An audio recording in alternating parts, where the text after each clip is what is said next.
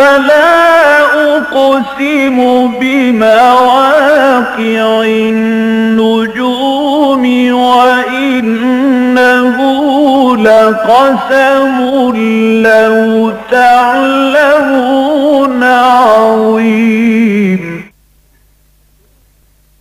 إنه لقرآن كريم في كتاب مكنون لا يمسه إلا المطهرون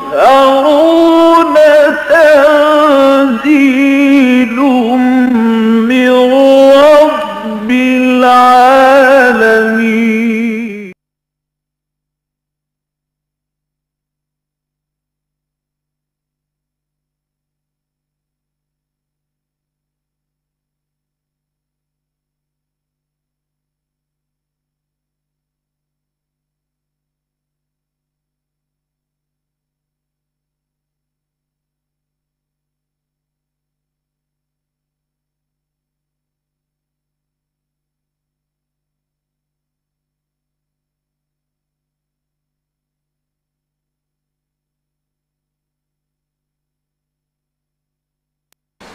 الحمد للہ وکفا والصلاة والسلام علی عباده الذین اصطفیٰ خصوصاً علی افضلہم وخاتم النبیین محمد الامین وعلی آلہ وصحبہ اجمعین. اما بعد فقد قال اللہ تبارک وتعالی کما ورد فی سورۃ البقرہ اعوذ باللہ من الشیطان الرجیم بسم اللہ الرحمن الرحیم. ألم تر إلى الذين خرجوا من ديارهم وهم ألوف حذر الموت فقال لهم الله موتوا ثم أحياهم إن الله لذو فضل على الناس ولكن أكثر الناس لا يشكرون. وقاتلوا في سبيل الله واعلموا أن الله سميع عليم. من ذا الذي يقرض الله قرضا حسنا فيضاعفه له أضعافا كثيرة واللہ یقبض ویبسط وإلیہ ترجعون. صدق اللہ العظیم. رب اشرح لی صدری ویسر لی امری واحلل عقدۃ من لسانی یفقہوا قولی. اللہم ربنا الہمنا رشدنا واعذنا من شرور انفسنا. اللہم ارنا الحق حقا وارزقنا اتباعہ وارنا الباطل باطلا وارزقنا اجتنابہ. اللہم وفقنا لما تحب وترضى وتقبل منا فإنك خیر المتقبلین. آمین یا رب العالمین. سورہ بقرہ میں جو 4 مضامین کی لڑیاں چل رہی ہیں 19ویں رکوع سے لے کے آخر تک، ان میں سے 2 جیسا کہ ہم دیکھ چکے ہیں ان کا تعلق ہے احکام شریعت سے، اور وہ 2 حصوں میں ہے عبادات اور معاملات. اور 2 لڑیوں کا تعلق ہے جہاد فی سبیل اللہ سے، اور ان کو علیحدہ علیحدہ بیان کریں گے تو قتال فی سبیل اللہ اور انفاق فی سبیل اللہ.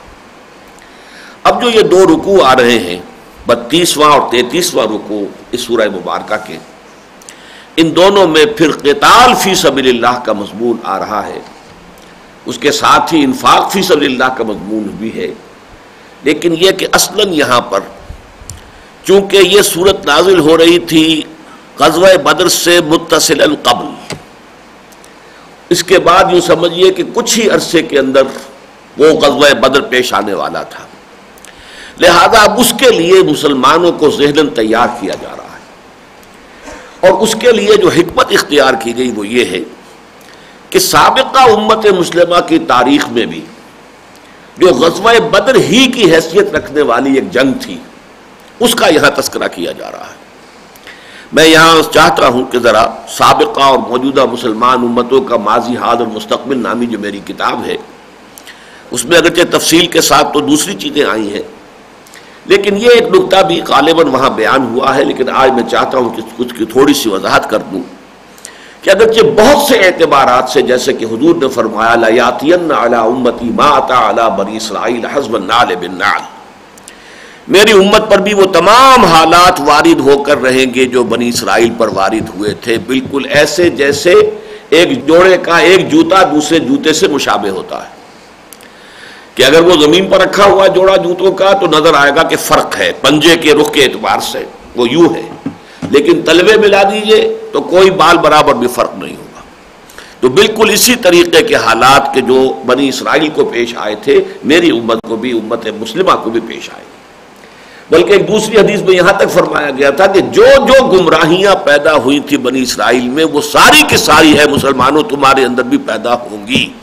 لَتَتَّبِعُنَّ سُنَنَ مَنْ قَبْلَكُمْ، تم لازماً پیروی کرو گے انہی طریقوں کی کہ جو ان لوگوں کے تھے کہ جو تم سے پہلے تھے۔ فرمایا گیا یہاں تک کہ اگر وہ کہیں گوہ کے بل میں گھسے تھے تم بھی لازماً گھسو گے، اور اگر کہیں ان میں سے کوئی ایسا شقی اٹھا تھا جس نے اپنی ماں کے ساتھ بدکاری کی ہو تو تم میں بھی کوئی ایسا بدبخت ضرور پیدا ہو۔ تو یہ جو مشابہت ہے دونوں امتوں کے مابین، وہ تو جیسا کہ میں نے عرض کیا، میں نے تاریخ کے حوالے سے اس کو بہت واضح کیا اپنے اس کتاب میں، لیکن اس بہت زیادہ مشابہت کے ساتھ ساتھ کچھ معاملات مابہ الامتیاز بھی ہیں۔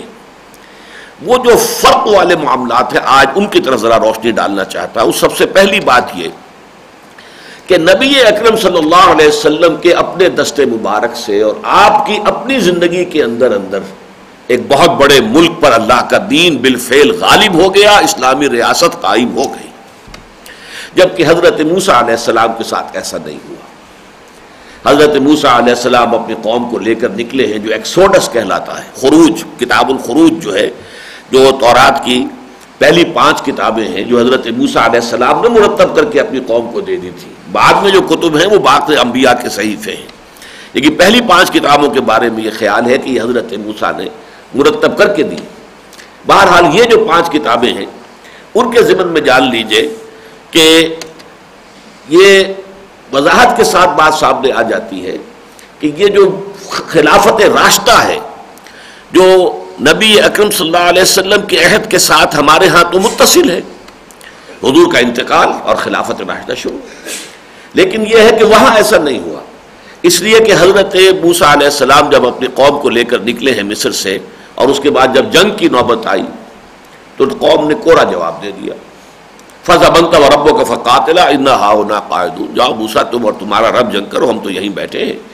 اس لیے کہ وہ قوم جو ہے جس کے خلاف تم چاہتے ہو کہ ہم قتال کریں، جنگ کریں، وہ تو بہت زور آور قوم ہے، ہم ان کا مقابلہ نہیں کر سکتے۔ نتیجہ یہ ہوا کہ ان پر ایک سزا مسلط کر دی گئی کہ اگر یہ بزدلی نہ دکھاتے تو ابھی یہ ارض مقدس فلسطین ہم ان کے ہاتھوں فتح کرا دیتے۔ یہ آیت جو ہے سورہ مائدہ کے اندر موجود ہے، لیکن اب جو انہوں نے بزدلی دکھائی ہے فَإِنَّهَا مُحَرَّمَةٌ عَلَيْهِمْ 40 سَنَةً، تو اب یہ ارض مقدس ان پر 40 برس تک حرام رہے گی۔ یہ 40 برس جو ہے اس کے بعد جو بیتے ہیں اسے صحرا نوردی کا دور وہ کہتے ہیں، اسی صحرائے تیہ میں یتیہون فی الارض، صحرائے تیہ کے اندر بھٹکتے پھریں گے۔ اس 40 سال کے دوران حضرت موسیٰ کا انتقال بھی ہو گیا، حضرت ہارون کا بھی ہو گیا، اور نہ صرف ان دونوں کا ہو گیا بلکہ جو لوگ بھی مصر سے نکلے تھے اور جنہوں نے غلامی کا داغ اٹھایا ہوا تھا وہ پوری نسل ختم ہو گئی۔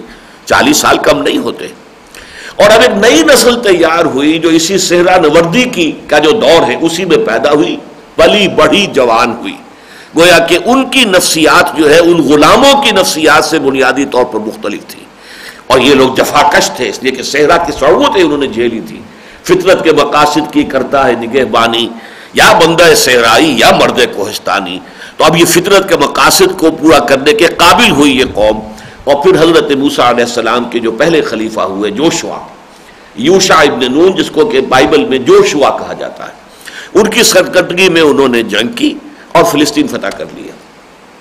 لیکن ایک بہت بڑی غلطی یہ کی کہ کوئی ایک مرکزی حکومت قائم نہیں کی، بلکہ 12 قبیلوں نے اپنی 12 چھوٹی چھوٹی ریاستیں بنا لی۔ اب جیسا کہ دنائف الملوکی ہو، اللہ تعالیٰ کا فیصلہ اٹل یہ تھا کہ وہ معجزے ہم نہیں دکھائیں گے، لیکن یہ ہے کہ کیوں؟ اس لیے کہ اصل معجزہ قرآن ہے، یہ مانوی معجزہ ہے، یہ ہے اصل معجزہ محمد رسول اللہ صلی اللہ علیہ وسلم کا۔ جو بھی طالب ہدایت ہے وہ اس سے ہدایت پالے گا، اور جو طالب نہیں ہے بڑے سے بڑا معجزہ بھی اس کو ایمان لانے پر آمادہ نہیں کر سکتا، کیونکہ آپ کو معلوم ہے حضرت صالح کی قوم کے ان کے مطالبے پر چٹان میں سے ایک جو گابھن اونٹنی برآمد ہو گئی، پھر بھی وہ ایمان تو نہیں لائے۔ حضرت موسیٰ کے 9 معجزے دیکھے آل فرعون نے، وہ ایمان تو نہیں لائے۔ بہرحال یہ اصل میں اس دور میں خرق عادت چیزیں عام تھیں. اسی سورہ مبارکہ میں آگے چل کر حضرت عزیر کا ذکر آئے گا. 100 سال تک ان پر موت اللہ نے طاری رکھی اور ان کا جو گدھا تھا اس کی ہڈیاں بھی گل سڑ گئی تھی. پھر ان کی نگاہوں کے سامنے ان ہڈیوں کو جوڑا اللہ نے اور وہ اللہ کے حکم سے وہ پھر زندہ جاگتا ہوا جیتا ہوا گدھا بن گیا. یہ ساری چیزیں ہیں قرآن کے اندر موجود ہیں. 300 برس تک جو ہے اصحاب کہف کو سلائے رکھا. تو اللہ تعالیٰ کی قدرت سے کوئی شے بعید نہیں ہے.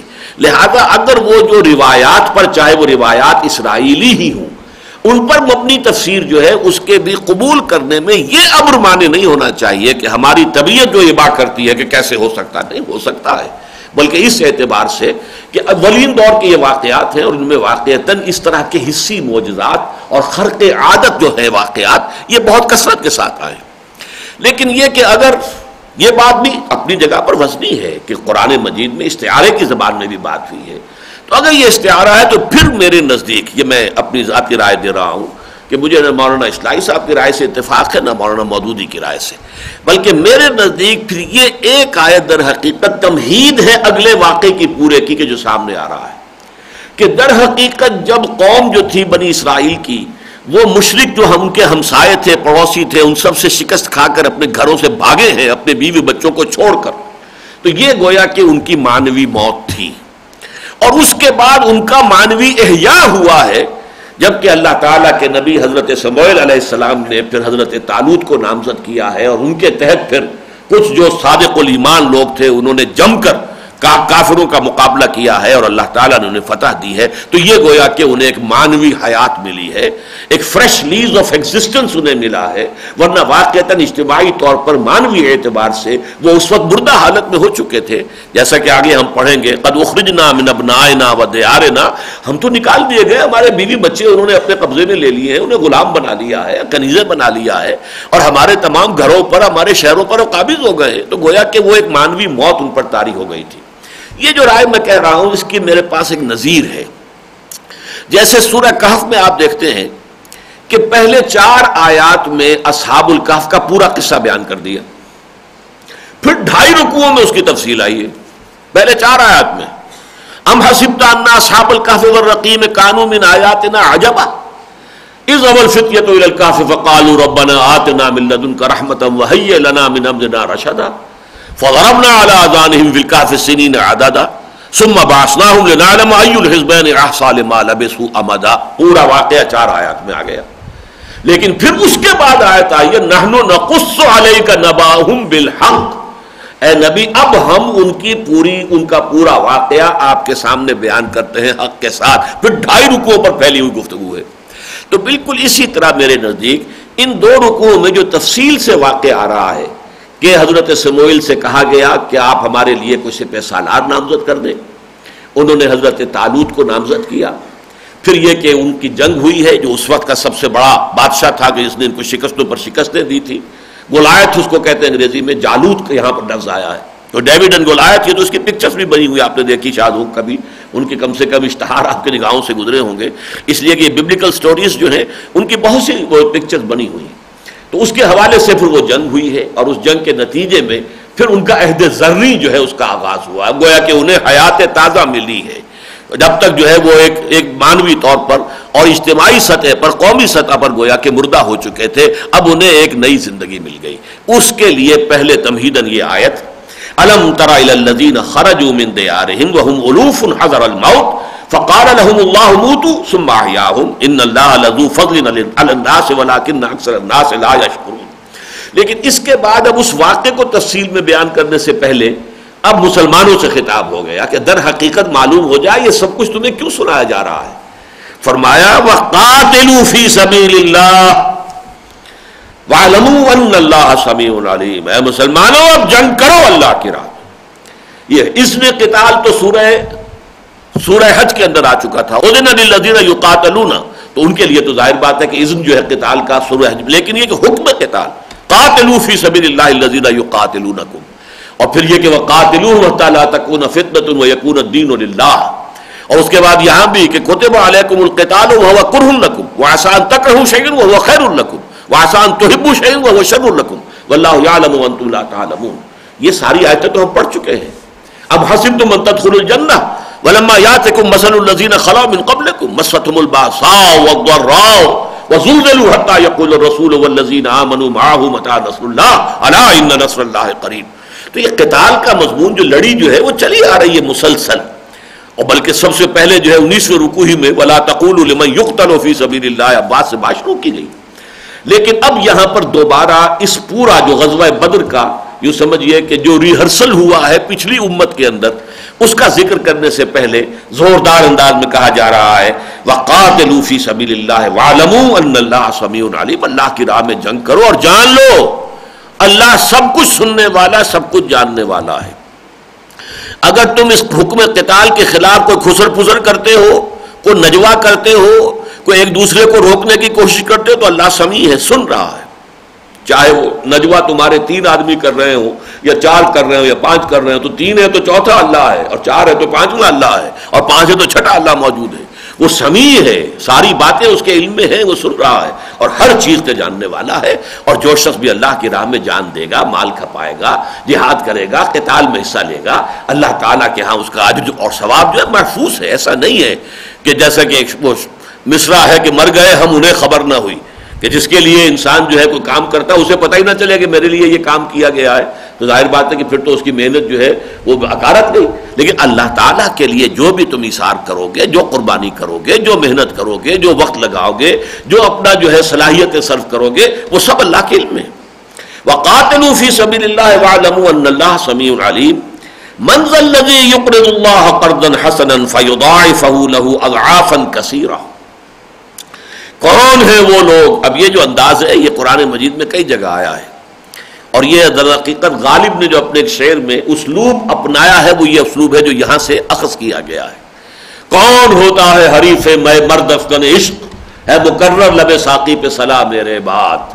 تو کون ہے وہ؟ من ذا الذی، کون ہے وہ باہمت لوگ؟ الذی یقرض اللہ قرضا حسنا، جو اللہ کو قرض حسنا دے.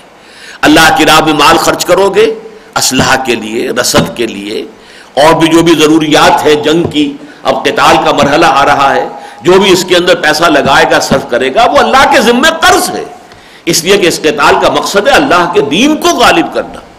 اس کے لیے جو اصل جو اس کا ہدف ہے وہ اقامت دین ہے، وہ تاکہ اللہ کا دین غالب ہو جائے. لہذا من ذا الذی یقرض اللہ قرضا حسنا فیضاعفہ لہ اضعافا کثیرا. تو جو قرض حسنہ تم اللہ کو دے گو، دنیا میں تو جو قرض حسنہ دیا جاتا ہے اس پر کوئی اضافہ نہیں لیا جا سکتا، اس لیے کہ وہ تو سود ہو جائے گا، طے کر کے نہیں لیا جا سکتا. ویسے حضور نے اس کی تلقین کی ہے، ترغیب دلائی ہے کہ آپ نے اگر کسی سے کچھ قرض لیا تھا تو آپ جب واپس کریں کچھ اضافی طور پر اس کو کوئی چیز دے دیں، تو اس میں کوئی برائی نہیں ہے. وہ اسے اپنا حق نہ سمجھے، وہ ایک طرح کا ہدیہ ہو، وہ اس میں اضافہ کر دے تو کوئی حرج نہیں ہے. لیکن یہ کہ اگر طے کر کے کیا جائے گا تو وہ سود ہو جائے گا، وہ حرام ہے، اور سب سے زیادہ حرام شے وہی ہے اسلام کے اندر. اس حوالے سے فرمایا لیکن اللہ کو جو قرض حسنہ تم دو گے تو وہ قرض حسنہ فَيُضَاعِفَهُ لَهُ أَضْعَافًا كَثِيرًا، تو اللہ تو اسے دگنا چوگنا بڑھاتا چلا جائے گا. اور وہ اس کے بڑھنے میں تو آپ کو معلوم ہے آگے چل کر پورے 2 رکوع، جیسے قتال پر اب یہ 2 رکوع آ رہے ہیں یہاں، ایسے ہی ذرا آگے چل کر پورے 2 رکوع انفاق فی سبیل اللہ پر آئیں گے. اور وہاں مثال یہ دی گئی ہے کہ ایسے ہی ہے جیسے کہ ایک گندم کا دانہ آپ نے زمین کے اندر بویا تھا، اس سے جو ایک پودا نکلا ہے اس میں 7 سٹے ہیں اور ہر سٹے میں 100 دانے ہیں، تو 700 دانے ایک دانے سے وجود میں آ گئے. اسی طریقے سے تم اللہ کی راہ میں جو کچھ خرچ کرو گے اس کا اجر جو ہے اللہ کے ہاں تمہیں 700 گنا تک ملے گا، بلکہ اس سے بھی زیادہ. اب اللہ چاہے گا وَيُضَاعِفُ لِمَن يَشَاءُ، جس کے لیے چاہے گا اور زیادہ بڑھا دے گا. تو فرمایا من ذا الذی یقرض اللہ قرضا حسنا فیضاعفہ لہ اضعافا کثیرا واللہ یقبض ویبسط. باقی رہ گیا یہ خیال کہ میں اپنا مال دوں گا تو کم ہو جائے گا میرے پاس مال. یہ تو اللہ ہے جو مال کو تنگ بھی کرتا ہے پھیلاتا بھی ہے.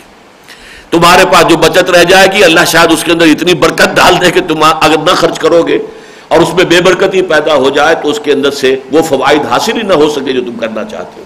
یہ تو سارا اللہ کے قبضہ قدرت میں ہے. واللہ یقبض ویبسط، وہ تو اصل میں تنگ بھی کر دیتا ہے اور کھول بھی دیتا ہے، یہ اس کا اختیار مطلق ہے. وَإِلَيْهِ تُرْجَعُونَ، اور بالآخر تم سب اس کی طرف لوٹا دیے جاؤ گے. ان 2 آیتوں میں قتال فی سبیل اللہ، انفاق فی سبیل اللہ کی ترغیب کے آنے کے بعد اب جو اس سے پہلے کی آیت میں اجمالاً بات آئی تھی اگر ہم اسے استعارے ہی پر مبنی لیں اس کی تفسیر کو، تو اب اس کی تفصیل آ رہی ہے۔ الم تر الی الملأ من بنی اسرائیل من بعد موسیٰ، کیا تم نے غور نہیں کیا بنی اسرائیل کے سرداروں کے معاملے میں موسیٰ کے بعد؟ اور جیسا کہ میں نے عرض کیا، یہ تقریباً حضرت موسیٰ علیہ السلام کے بعد 300 برس کے بعد یہ واقعہ ہوا ہے۔ اذ قالوا لنبی لہم ابعث لنا ملکا نقاتل فی سبیل اللہ، جب انہوں نے کہا اپنے اس وقت کے نبی سے، اور یہ سموئیل علیہ السلام ہے۔ چنانچہ تورات کی جو کتابیں ہیں اولڈ ٹیسٹمنٹ کی، جن میں سے 5 تو میں نے کہا کہ تورات کی کتابیں بکس آف موزس شمار ہوتی ہیں، اس کے بعد جو ہے یہ 9ویں اور 10ویں جو چیپٹرز ہیں، کتابیں وہ تو کہتے ہیں صحیفے ہیں، وہ حضرت سموئیل علیہ السلام کے ہی ذکر پر مبنی ہے، اس لیے کہ وہیں سے پھر وہ دور جو ہے وہ شروع ہوا ہے۔ تو فرمایا اذ قالوا لنبی لہم ابعث لنا ملکا نقاتل فی سبیل اللہ، اس وقت کے جو نبی ان کے تھے ان سے انہوں نے کہا کہ ہمارے لیے معین کر دیجئے کوئی بادشاہ، کوئی سپہ سالار، کوئی امیر جیش، تاکہ ہم اللہ کی راہ میں قتال کریں۔ قال هل عصیتم ان کتب علیکم القتال الا تقاتلوا، اب وہ چونکہ اس وقت کے جو اسرائیلی تھے ان کی سرشت سے، ان کے مزاج سے واقف تھے، ان کا کیا اس کا بھی اندیشہ ہے یا نہیں کہ جب تم پر جنگ فرض کر دی جائے تو پھر تم جنگ سے انکار کر دو؟ ایسا تو نہیں کہ 300 برس پہلے کی تاریخ دہراؤ گے، جب حضرت موسیٰ علیہ السلام کے وقت میں تم پر جنگ فرض کی گئی تھی، تم نے کوڑا جواب دے دیا تھا۔ یہ سارا تمہارا جوش و خروش جو ابھی ہے کہ ہم جنگ کریں گے اور ہم تو اب اس کے لیے لڑنے مرنے کے لیے تیار ہیں، اور ہمارا کوئی سپہ سالار اور کوئی امیر الجیش جو ہے وہ مقرر کر دیا جائے، کہیں ایسا تو نہیں ہوگا؟ هل عصیتم ان کتب علیکم القتال، کہ پھر جب اللہ کی طرف سے تمہارے لیے نامزد بھی کر دیا جائے سپہ سالار، امیر الجیش، اور اللہ کی طرف سے اب تمہیں حکم بھی دے دیا جائے کہ اب بڑھو اور قتال کرو اللہ کی راہ میں، تو پھر کہیں تم انکار نہ کر بیٹھو۔ قالوا وما لنا الا نقاتل فی سبیل اللہ وقد اخرجنا من دیارنا وابنائنا، ان کا کیسے ہو سکتا ہے، کیا ہو جائے گا ہمیں کہ ہم نہیں قتال کریں گے اللہ کی راہ میں؟ کیسے ممکن ہے یہ، جبکہ ہم تو نکال باہر کیے گئے ہیں اپنے ملکوں سے، اپنے گھروں سے اور اپنے بیٹوں سے، یعنی ہماری اولادوں کو انہوں نے اپنے پاس رکھ لیا ہے، ہماری بیویوں کو انہوں نے اپنے پاس رکھ لیا ہے، انہیں کنیزیں بنا لیا ہے، انہیں غلام بنا لیا ہے، اور ہم اپنی جانیں بچا کر بھاگنے پر مجبور ہو گئے ہیں، ہمیں اپنے شہر چھوڑنے پڑے، اپنے گھر چھوڑنے پڑے۔ تو اب ظاہر بات ہے کہ ہم تو اس ڈیسپریٹ کیفیت تک پہنچ چکے ہیں کہ اب ہمارے لیے کوئی اور امکان ہے ہی نہیں، ہمیں تو لازماً جنگ کرنی ہے۔ فلما كتب عليهم القتال تولوا الا قليلا منهم، لیکن جب وقت آیا اور ان پر جنگ فرض کر دی گئی تو ان میں سے سوائے ایک مختصر سی تعداد کے باقی سب نے منہ موڑ لیا، یعنی ان کی جو بھی وہ سرشت تھی وہ وہاں بھی جو ہے سامنے آ گئی، اور وہ سارا جوش و خروش جو ہے جب جنگ کا حکم اللہ تعالیٰ کی طرف سے آیا تو ٹھنڈا پڑ گیا۔ لیکن یہ کہ کچھ نہ کچھ لوگ جو تھے وہ اس میں قابل، الا قلیلا منہم، کچھ لوگ تھے کہ جو ثابت قدم رہے۔ واللہ علیم بالظالمین، اور اللہ ان ظالموں سے خوب واقف ہے، اللہ کو معلوم ہے جو بڑھ چڑھ کر باتیں بنا رہے تھے اور پھر پیٹ دکھا کر پیچھے ہٹ گئے، اللہ ایک ایک کو جانتا ہے۔ وقال لهم نبيهم ان الله قد بعث لكم طالوت ملكا، ان کے نبی نے حضرت سموئیل علیہ السلام نے یہ کہا ان سے کہ اللہ تعالیٰ نے مقرر کیا ہے تمہارے لیے طالوت کو بادشاہ، وہ سپہ سالار ہوگا، وہ امیر الجیش ہوگا، اس کی سرکردگی میں تمہیں قتال اور جنگ کرنی۔ ان کا نام تورات میں ساؤل ہے، SAUL، قرآن مجید میں طالوت ہے، اور غالباً قرآن مجید نے ان کا یہ صفاتی نام لیا ہے اس لیے کہ وہ بہت قداور تھے، طول القد۔ تو جیسے ہمارے ہاں ہوتا ہے کوئی بہت قداور آدمی ہو تو اسے لمبو کہہ دیتے ہیں، وہ اس کا نام پڑ جاتا ہے، تو اسی طریقے سے طالوت اصل میں طول سے، چونکہ بہت ہی دراز قد انسان تھے اور بہت جسیم انسان، بہت پہلوان انسان تھے، لہذا ان کا جو صفاتی نام ہے طالوت قرآن مجید نے وہ اختیار کیا ہے، غالباً ان کا ذاتی نام جو ہے وہ ساؤل تھا۔ واللہ عالم، یہ تطبیق ہو سکتی ہے تورات کے بیان میں اور قرآن مجید کے بیان میں۔ وقال لهم نبيهم ان الله قد بعث لكم طالوت ملكا قالوا انا يكون له الملك علينا ونحن احق بالملك منه ولم يؤت سعة من المال، انہوں نے کہا کیسے ممکن ہے کہ وہ ہمارا بادشاہ بنے، اسے حکومت ملے ہمارے اوپر، وہ ہمارا سردار بنے، ہم اس سے کہیں زیادہ حقدار ہیں سرداری کے، اس کے مقابلے میں اس کے پاس تو مال و دولت ہی نہیں ہے۔ لم یؤت سعة من المال، مال کی وسعت اسے حاصل ہی نہیں ہے، اس کے پاس دولت نہیں ہے، اس کے پاس کوئی جو ہے خزانے نہیں ہے. ہم ان سے کہیں زیادہ داد بات ہے، گھروں سے بھاگے ہوں گے تو کچھ اپنے خزانے وزانے تو لے کر بھاگے ہوں گے. ان کے پاس دولت جو تھی، تو یہ تو مفلس آدمی ہے، تلاش آدمی ہے. یہ کوئی یوں سمجھیے کہ درمیانی طبقے کے محنت کش انسانوں میں سے جو ان کے تھے، ان میں سے ایک تھے یہ حضرت طالوت.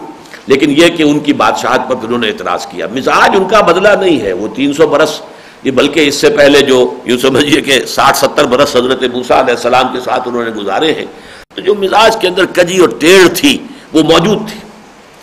تو انہوں نے کہا قالوا انا يكون له الملك علينا ونحن احق بالملك منه ولم يؤت سعة من المال قال ان الله اصطفاه عليكم.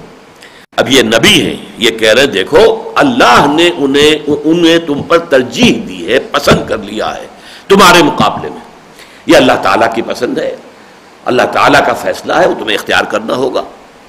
ان اللہ اصطفاه علیکم وزادہ بسطۃ فی العلم والجسم، اور اسے دو چیزوں میں بڑی کشادگی عطا کی ہے، علم میں بھی جسم میں بھی. شہزور بھی ہے، جسیم ہے، قوی الجثہ ہے، اور علیم ہے، صاحب علم ہے، صاحب فہم ہے، ذہین ہے. تو اصل میں بادشاہت کے لیے دولت اصل بات نہیں ہے. سرداری کے لیے جو اوصاف درکار ہیں وہ اصل میں دولت نہیں ہے، بلکہ وہ تو یہ ہے کہ آدمی میں فہم ہو، دانش ہو، حکمت ہو، انسان میں ذہانت ہو، سمجھ ہو، اور یہ کہ پھر وہ شہزور بھی ہو، طاقتور بھی ہو، واقعتاً لوگ اس کا لوہا مانتے ہو. وَزَادَهُ بَسْطَةً فِي الْعِلْمِ وَالْجِسْمِ وَاللَّهُ يُؤْتِي مُلْكَهُ مَن يَشَاءُ.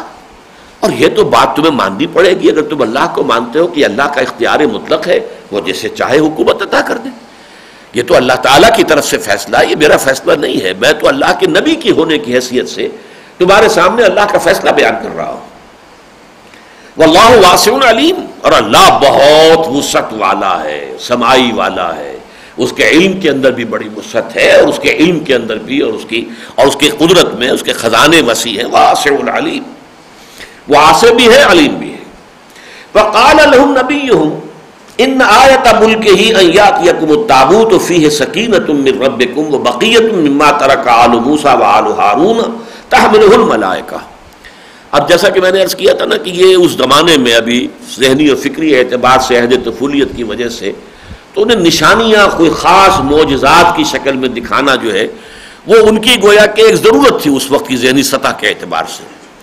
تو نبی حضرت سموئیل علیہ السلام نے ان سے کہا کہ دیکھو یہ جو اللہ کی طرف سے نامزدگی ہوئی ہے طالوت کی کہ یہ اب تمہارا سردار ہے، امیر ہے، امیر الجیش ہے، بادشاہ ہے، جو بھی کہو، تو اس کی بادشاہت کی ایک نشانی یہ ہے کہ وہ تابوت جو تم سے چھن گیا ہے، یہ تابوت اصل میں ایک صندوق ہے، تھا بھی کہہ سکتے ہیں، ہے بھی کہہ سکتے ہیں. یہودیوں کا عقیدہ ہے کہ اب بھی وہ موجود ہے، اور بیت المقدس میں یہ مسجد اقصیٰ کے نیچے جو سرنگیں ہیں، ٹنلز ہیں، ان میں کہیں وہ موجود ہے، اور وہ نکالنا چاہتے ہیں. جب بھی انہیں موقع ملے گا وہ مسجد اقصیٰ کو گرائیں گے، اور قبۃ الصخرہ جو ہے اس کو بھی، ڈوم آف دی راک جہاں سے کہ حضور کا سفر معراج شروع ہوا تھا، آسمانی سفر، اس کو بھی گرائیں گے، اور انہیں اپنا ٹیمپل دوبارہ تعمیر کرنا ہے، ساری بنیادیں کھودیں گے.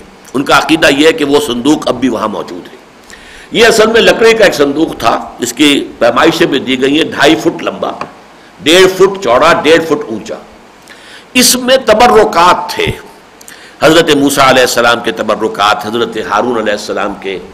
اس میں وہ تختیاں بھی رکھی ہوئی ہیں کہ جن پر وہ احکام عشرہ جو ہیں، جو پتھر کی تختیاں تھیں کہ جو کندہ کر کے اللہ تعالیٰ نے کوہ طور پر حضرت موسیٰ علیہ السلام کو عطا فرمائی تھی، وہ تختیاں، وہ اصل احکام عشرہ جو ہیں، دی 10 کمانڈمنٹس، وہ بھی وہاں پر موجود ہیں. اس کے اندر حضرت موسیٰ کا عصا بھی اس میں موجود ہے. اور اسی طریقے سے وہ جو من و سلوا ان پر اترتا تھا، تو من جو ہوتا تھا، سلوا تو چونکہ بٹیرا تھا اور اس کا گوشت تو نہیں رکھا جا سکتا، پریزرو کیا جا سکتا، لیکن من جو ہے وہ ایک طرح کا اناج تھا ان کے لیے. تو اس کا بھی ایک مرتبہ اس میں رکھا ہوا ہے تاکہ لوگوں کے لیے یادگار رہے کہ اللہ تعالیٰ نے تمہارے اجداد کے لیے، تمہارے جو بڑے بزرگ تھے ان کے لیے کیا کچھ بندوبست کیا تھا. تو یہ تبرکات جو ہے یہ انہیں نہایت عزیز اور محترم تھی. یہ تابوت سکینہ کہلاتا ہے. اس میں ان کے لیے سکین، تسکین، ان کے دل کا اطمینان، ان کے روح کا قرار جو ہے وہ اس صندوق کے ساتھ وابستہ تھا. اور گویا کہ اسی صندوق کو وہ اپنا قبلہ مانتے تھے. چنانچہ جہاں کہیں بھی ہوتا تھا اس کو آگے رکھتے تھے. اگر قربانی پیش کر رہے ہیں تو صندوق سکینہ آ کے رکھا ہوا ہے، یا کہیں پر کوئی اور عبادات کر رہے ہیں تو صندوق سکینہ جو ہے وہ تابوت سکینہ وہ آگے رکھا ہوا ہے. سفر بھی کرتے تھے تو اسے اپنے آگے آ کے لے کر چلتے تھے تاکہ اس سے انہیں برکت حاصل ہو اور نصرت حاصل ہو. لیکن جب یہ جنگیں ہوئی تھیں آس پاس کی مشرک اقوام سے تو وہ قوم جو ہے ان سے یہ تابوت سکینہ چھین کر لے گئی. اور یہ چیز در حقیقت ان کے لیے گویا کہ سب سے بڑا سور جو ہے، یوں سمجھیے کہ دل پر جو زخم لگا ہوا تھا ان کے لیے وہ یہ تھا کہ وہ تابوت سکینہ، وہ ان کے دل کا سکون اور چین جس چیز میں تھی، جس میں تھا، وہ ان سے گویا کہ محروم ہو گئے. اس کے لیے فرمایا گیا کہ طالوت کے اس عہد میں وہ تابوت سکینہ تمہارے پاس واپس آ جائے گا ایک معجزے کے طور پر، اور یہ نشانی ہوگی اس بات کی کہ طالوت کو اللہ تعالیٰ نے نامزد کیا ہے تاکہ اس معجزے سے تمہیں اس پر یقین حاصل ہو جائے، اطمینان ہو جائے. ادھر ہوا یہ کہ اصل میں وہ جب مشرک اس تابوت کو چھین کر لے کر گئے تو ان کے ساتھ معاملات یہ پیش آتے رہے کہ جہاں اس تابوت کو رکھتے تھے وہیں پر کوئی وبا پھوٹ پڑتی تھی، ان کے لیے مصیبت آ جاتی تھی. تو انہوں نے سمجھا کہ یہ ہمارے لیے کوئی بہت بڑی نحوست ہے، تو انہوں نے یہ کیا کہ ایک بیل گاڑی لی، اس پر وہ صندوق رکھا اور بغیر کسی کوچوان کے، ہانکنے والے کے، وہ بیلوں کو ہانک دیا زور سے، نکل جاؤ جدھر جانا چلے جاؤ. وہ بیل جو ہے سیدھے بنی اسرائیل کے ڈیرے کی طرف آ گئے. اور گویا کہ یہ معاملات چونکہ ہوتے ہیں اللہ تعالیٰ کے حکم کے تحت، گویا کہ فرشتے اس بیل گاڑی کو ہانک کر لے آئے ان کے کیمپ تک، اور یہاں اس طریقے سے وہ نشانی ظاہر ہو گئی. اس لیے اللہ تعالیٰ نے یہاں فرمایا تحملہ الملائکہ، جسے کہ اٹھائے ہوئے ہیں فرشتے. فرشتے اسے لے کر آ رہے ہیں اور ان کی بادشاہت کی علامت کے طور پر بغیر لڑے بھڑے وہ تابوت تمہارے پاس واپس آ جائے گا. وقال لهم نبيهم ان آية ملكه ان ياتيكم التابوت فيه سكينة من ربكم وبقية مما ترك آل موسى وآل هارون تحمله الملائكة.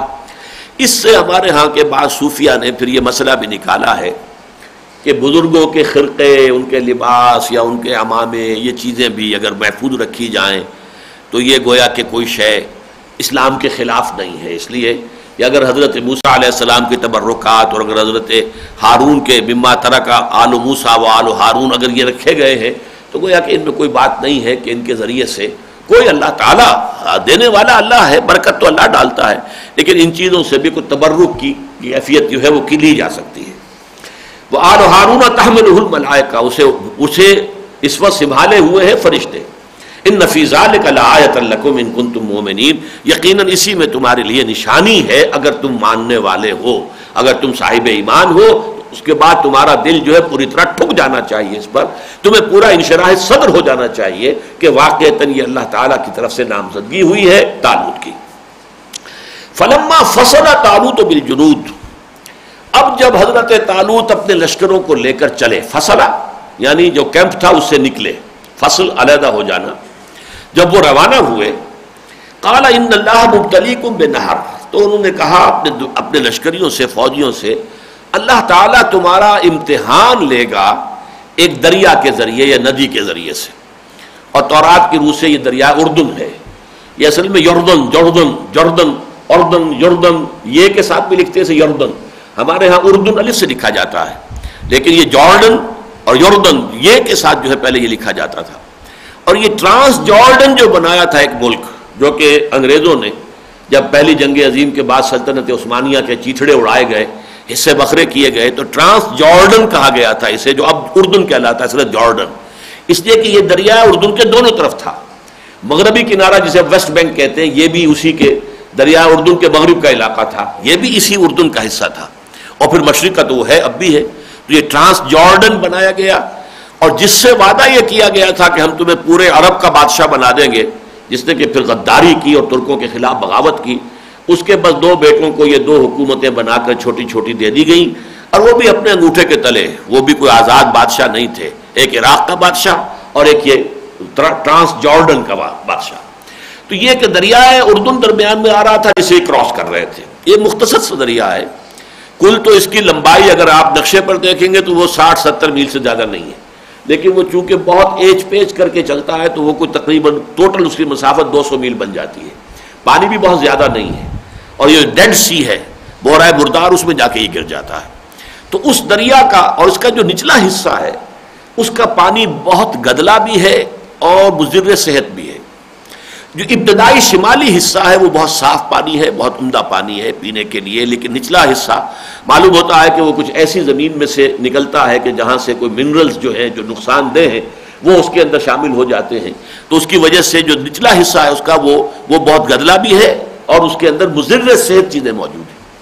ہو سکتا ہے کہ اس نچلے حصے کو کوئی کراس کر رہے ہوں، اور حضرت طالوت نے حکم یہ دے دیا کہ اب یہ اللہ تعالیٰ کی طرف سے تمہاری آزمائش کے لیے کہ تمہارے ڈسپلن کو دیکھنا ہے، اب تم پر یہ حکم ہے کہ اس دریا کا پانی مت پینا، زیادہ سے زیادہ کوئی ایک ہاتھ میں چلو بھر لے لے تو لے لے، لیکن یہ کہ پانی سیراب ہو کر پوری طریقے سے پیٹ بھرنا جو ہے وہ اگر کوئی کرے گا تو پھر اس کا مجھ سے کوئی تعلق نہیں ہوگا، یہ گویا کہ چھانٹی۔ یہ یوں سمجھئے جو کہا گیا کہ فلما فصل طالوت بالجنود قال ان اللہ مبتلیکم بنہر، اللہ تعالیٰ تمہارا ابتلا تمہیں کرنے والا ہے، امتحان آزمائش، ایک نہر کے ذریعے سے، دریا کے ذریعے سے، فمن شرب منہ فلیس منی، جو کوئی اس میں سے سیر ہو کر پیے گا پھر وہ مجھ سے نہیں ہے، یعنی وہ میرے لشکر سے پھر علیحدہ ہو جائے، وہ ہمارے ساتھ نہیں رہے گا۔ ومن لم یطعمہ فانہ منی، اور جو اسے نہیں چکھے گا وہ ہوگا جو کہ میرا ساتھی ہوگا، وہ میرے ساتھ آگے چلے گا تاکہ جنگ میں حصہ لے، الا من اغترف غرفۃ بیدہ، سوائے اس کے کہ صرف اپنے ہاتھ سے کوئی چلو پانی لے لے۔ اس لیے کہ سفر میں پیاس کی شدید شدت کی کیفیت سے تھی، لیکن یہ کہ ان کا ایک امتحان لیا گیا ہے۔ یہ جو امتحان ہے در حقیقت یہی امتحان حضور نے لیا ہے غزوہ بدر سے پہلے۔ غزوہ بدر کے بارے میں اصل میں بہت سے مغالطے ہیں لوگوں کو، اور علامہ شبلی نعمانی نے اس میں بہت سے مغالطے پیدا کیے ہیں۔ شبلی کی سیرت کے اندر بہت سی چیزیں غلط ہیں جو شامل ہوئی ہیں، لیکن یہ کہ اب اللہ کے فضل و کرم سے بہت سی ایسی کتابیں آ چکی ہیں میدان میں، ان میں سے خاص طور پر الرحیق المختوم جو ہے، جس پر کہ سعودی عرب کی طرف سے بہت بڑا ایوارڈ ان کو ملا تھا، ہندوستان کے ایک عالم دین ہے، عربی زبان میں لکھی تھی، اس کا ترجمہ بھی اب موجود ہے۔ میرے نزدیک مستند ترین سیرت اس وقت جو موجود ہے دنیا میں وہ وہی ہے، لیکن یہ کہ اس میں جو مغالطے ہیں غزوہ بدر کے بارے میں وہ یہ ہے کہ یہ سمجھا یہ جا رہا ہے کہ شروع سے ہی جنگ کے لیے نکلے مدینے سے، یہ بات نہیں تھی۔ مدینے سے حضور جب نکلے ہیں تو پیش نظر جیسے کہ اس سے پہلے 8 مہمات تھیں، جن میں سے 4 غزوات بھی تھے، اور وہ سب کی سب کس لیے تھیں کہ قریش کے قافلوں کا راستہ روکا جائے۔ تو اس وقت بھی وہ قریش کا قافلہ جو ابو سفیان کی سرکردگی میں شام گیا ہوا تھا، اس کا حضور نے اس وقت بھی پیچھا کیا تھا، تعاقب کیا تھا، لیکن وہ نکل گیا۔ اب آپ کو اطلاع ملی کہ وہ قافلہ واپس آ رہا ہے، تو صرف قافلے کا راستہ روکنے کے لیے حضور نے کہا کہ چلو میرے ساتھ جو بھی چلنا چاہتے ہیں۔ کوئی نفیر عام جنگ کے لیے تھی نہیں، اسی لیے لوگوں نے ہتھیار ہی نہیں لیے، بغیر ہتھیار گئے، 2 تلواریں اور چند نیزے کل۔ اس حوالے سے اللہ تعالیٰ تو اصل میں دکھانا چاہتا تھا، بہت بڑا معجزہ یوم الفرقان بنانا تھا غزوہ بدر کو، لہذا حالات اس نے ایسے پیدا کیے کہ بالکل روز روشن کی طرح آیا ہو جائے کہ بغیر اللہ تعالیٰ کی خصوصی نصرت کے اس میں مسلمانوں کی فتح کا کوئی امکان تھا ہی نہیں، کیونکہ وہ گھر سے جنگ کے لیے نکلے ہی نہیں ہیں۔ وہ تو جب بدر کے قریب، بلکہ یوں سمجھیے کہ اثناء سفر میں ہے، وہاں جہاں پڑاؤ تھا، غالباً ابوا کا مقام تھا یا کوئی اور ہو سکتا ہے، غلط ہو مجھے ذہن میں یاد ہو، وہاں پر پھر اللہ کی وحی آئی ہے کہ اے نبی اب ایک لشکر جو ہے وہ جنوب سے بھی نکل کھڑا ہوا ہے، ابو جہل 1000 کا لشکر کیل کانٹے سے لیس لے کر نکل کھڑا ہوا ہے، وہ بھی بدر کی طرف آ رہا ہے، قافلہ بھی آ رہا ہے، اور ان دونوں میں سے ایک پر لازماً فتح ہم دے دیں گے۔ اب یہ ایک مسئلہ تھا جسے حضور نے صحابہ کے سامنے رکھا کہ دیکھو مسلمانوں، اب شکل یہ بن گئی ہے کہ اب ایک طرف تو وہ لشکر آ رہا ہے شام سے ابو سفیان کی سرکردگی میں، ایک طرف جنوب سے ایک وہ تو قافلہ ہے جو آ رہا ہے ابو سفیان کی سرکردگی میں، جنوب سے لشکر نکل آیا ہے، اور اللہ کا وعدہ ہے کہ ان 2 میں سے ایک پر تمہیں ضرور فتح دے گا، تو بتاؤ کدھر چلیں؟ اب یہ کہ کچھ لوگوں نے کہا حضور قافلے کی طرف چلیے، تھوڑے سے لوگ ہوں گے 30-40، اس کے جو محافظ ہوں گے آسانی سے ہم قابو کر لیں گے، ان کے ہتھیار بھی ہمیں مل جائیں گے، ہمارے پاس تو ہتھیار ہی نہیں ہے، لشکر سے کیسے مقابلہ کریں گے، ہمارے پاس ہتھیار ہی نہیں ہے، ہم گھروں سے اسلحہ لے کر نکلے ہی نہیں ہے، ہمارے پیش نظر تو تھا صرف لشکر اس کا قافلے کا راستہ روکنا، لہذا ہمیں چلنا چاہیے قافلے کی طرف۔ لیکن اب حضور اللہ تعالیٰ کی جو منشا ہے، اور ظاہر بات ہے کہ حضور کے علم میں ہے کہ اللہ کیا چاہتا ہے، حضور بار بار کہہ رہے ہیں مشورہ دیجئے، آپ لوگ اور سوچئے اور مشورہ دیجئے۔ اب بعض صحابہ نے، مہاجرین نے ایک ایک کر کے تقریریں کی، حضرت ابو بکر نے کی، حضور جو آپ حکم دیں ہم حاضر ہیں، آپ فیصلہ کریں۔ حضرت عمر نے تقریر کی، حضرت مقداد ابن الاسود نے یہ تقریر کی، انہوں نے کمال کر دیا رضی اللہ تعالیٰ عنہ. ان کا کہ حضور ہمیں آپ موسیٰ کے ساتھی نہ سمجھیے جنہوں نے انکار کر دیا تھا، کہہ دیا تھا فَاذْهَبْ أَنْتَ وَرَبُّكَ فَقَاتِلَا إِنَّا هَاهُنَا قَاعِدُونَ. اب معلوم ایسا ہوتا ہے کہ یہ آیات جو ہے یہ مکی دور میں کہیں نازل ہو چکی تھی، جو حضرت مقداد کے علم میں یہ آیت تھی. ہم موسیٰ کے ساتھی نہیں ہیں، ہم محمد کے ساتھی ہیں صلی اللہ علیہ وسلم. آپ دیکھیے، بسم اللہ کیجئے، جو آپ کا ارادہ ہو انشاءاللہ ہمارے ذریعے سے اللہ تعالیٰ آپ کو آنکھوں کی ٹھنڈک عطا فرمائے گا. لیکن یہ تینوں حضرات جو ہیں، حضرت ابو بکر رضی اللہ عنہ، حضرت عمر رضی اللہ عنہ، حضرت مقداد، یہ تو ہیں مہاجرین میں سے. اور حضور کو اب اندازہ تھا اس سے پہلے آپ نے کسی انصاری کو شریک کیا ہی نہیں تھا.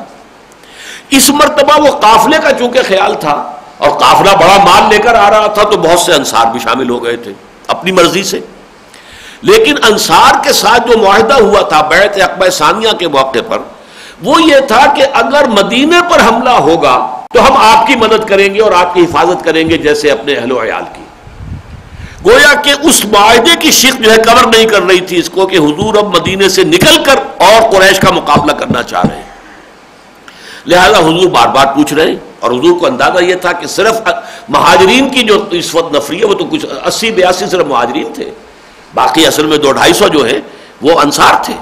تو اصل نفری تو انصار کی تھی. تو حضور کو چونکہ اندازہ تھا کہ اب انصار کی نفری کے بغیر یہ مہم جو ہے یہ بہت مخدوش ہو جائے گی. اب آپ کہہ رہے ہیں کہ مجھے مشورہ دو، اشیرونی، مجھے مشورہ دو. پھر حضرت سعد بن عبادہ کھڑے ہوئے ہیں رضی اللہ تعالیٰ عنہ، رئیس خزرج. بڑے پیارے الفاظ ہیں، کأنک تعنینا یا رسول اللہ. اے اللہ کے رسول، ہمارا گمان ہے کہ آپ کا روح سخن ہماری طرف ہے، آپ ہمارے بارے میں جاننا چاہتے ہیں. فَإِنَّا آمَنَّا بِكَ وَصَدَّقْنَاكَ، تو ہم تو آپ پر ایمان لا چکے ہیں، ہم نے آپ کی تصدیق کی ہے کہ آپ اللہ کے رسول ہیں.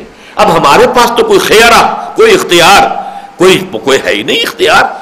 آپ اللہ کا نام لے کر بسم اللہ کریں. اگر آپ اپنی سواری سمندر میں اتار دیں گے ہم بھی اپنی سواریاں سمندر میں اتار دیں گے. اور اگر آپ ہمیں حکم دیں گے تو برق الغماد تک پہنچ جائیں گے، یمن کا آخری شہر. چاہے ہماری جو اونٹنیاں ہیں وہ لاغر ہو جائیں بھوک کی وجہ سے اور مسافت کی وجہ سے، ہم وہاں تک آپ کا ساتھ دیں گے. پھر حضور کا چہرہ جو ہے کھل اٹھا، خوشی مسرت کے آثار. پھر آپ نے حکم دیا چلو بدر کی طرف. اب یہ فیصلہ ہو گیا. تو یہ مشاورت بھی ہے کہ اصل میں ہر کمانڈر جو ہے وہ اپنی فوج کے لوگوں کا مورال دیکھ لینا چاہتا ہے کہ ان کا مورال کس حال میں ہے، یا ان کے ڈسپلن کی کیفیت کیا ہے، ان کے جذبات کیا ہیں. تو اللہ تعالیٰ کی طرف سے یا خود اپنی حکمت عملی کے تحت حضرت طالوت نے یہ معاملہ ان کے سامنے رکھ دیا. فلما فصل طالوت بالجنود قال ان اللہ مبتلیکم بنہر فمن شرب منہ فلیس منی ومن لم یطعمہ فانہ منی الا من اغترف غرفۃ بیدہ، سوائے اس کے کہ کوئی ایک چلو اپنے صرف چلو میں پانی لے کر جو ہے وہ اپنا منہ جو ہے وہ تر کر لے.